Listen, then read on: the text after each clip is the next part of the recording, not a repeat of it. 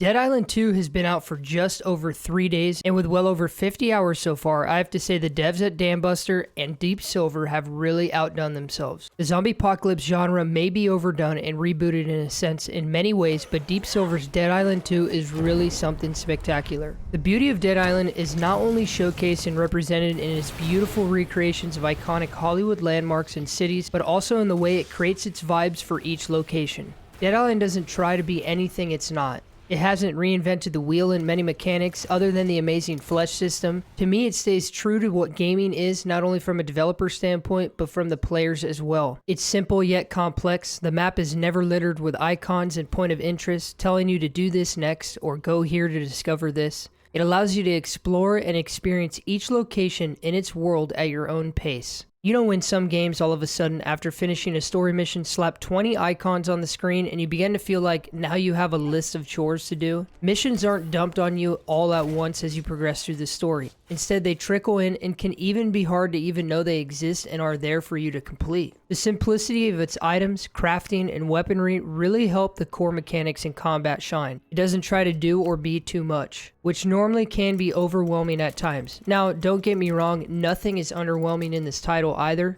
With weapons being thrown at you, the player really has an opportunity to change up the playstyle during and out of combat. Not only can any weapon be modified to a specific elemental damage type, but each zombie type as well have numerous variants of its original form. The melee combat especially, coupled with a new flesh system, is beautifully done and keeps things fresh. Gunplay is actually good for a game whose focus is primarily on melee combat. They don't feel clunky or too overpowered at times. The game actually prevents you from using specific weapons due to some zombie types being immune to the damage type or too fast to even shoot at. The choice of characters and the simple 5-category skill system help you create the playstyle you're looking for, with each new card and category unlocking and being discovered at a reasonable pace that works with the game's progression and story. Now let's talk a little bit about the story real quick. It's complex yet simple enough with meaning and actions that make sense. And it really creates the experience of what is going on in LA, following its predecessor's story in a way that is understandable and not straying too far from the path. Because remember guys, this game is a decade apart from the last title in the series in terms of development. There's always little pieces of dialogue and writings to the lore and characters that can be found around each location that fill the gaps if necessary. Where I really think Dead Island 2 shines is the way side objectives and missions are brought to your attention. They consist of either talking to someone who will give you a general idea of what to do, or a note or writing that you actually have to read and decipher in a way to actually know what to do. The game doesn't hold your hand in a sense or show you exactly where to go at times. You have to discover this on your own, and I think this is great. It brings better meaning to side content and story, which ultimately tie into the big picture. Dead Island 2 is a modern take of classic game mechanics. Sure, as it stands, the game won't give you hundreds of hours of playtime unless you plan on going through the story with each Slayer, which I do, but the time that is played is well worth it in my opinion. Now, I do wish at times there were more zombies on screen to fight or more chaos all at once. I'd like to see there be more world events or even a horde mode that can be activated in specific locations, but I do know the title is going to expand in the future with DLCs,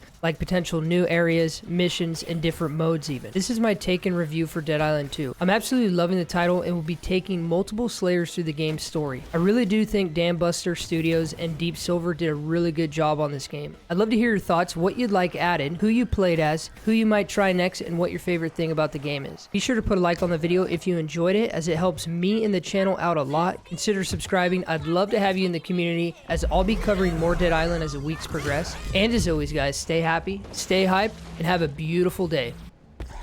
No climbing on the road!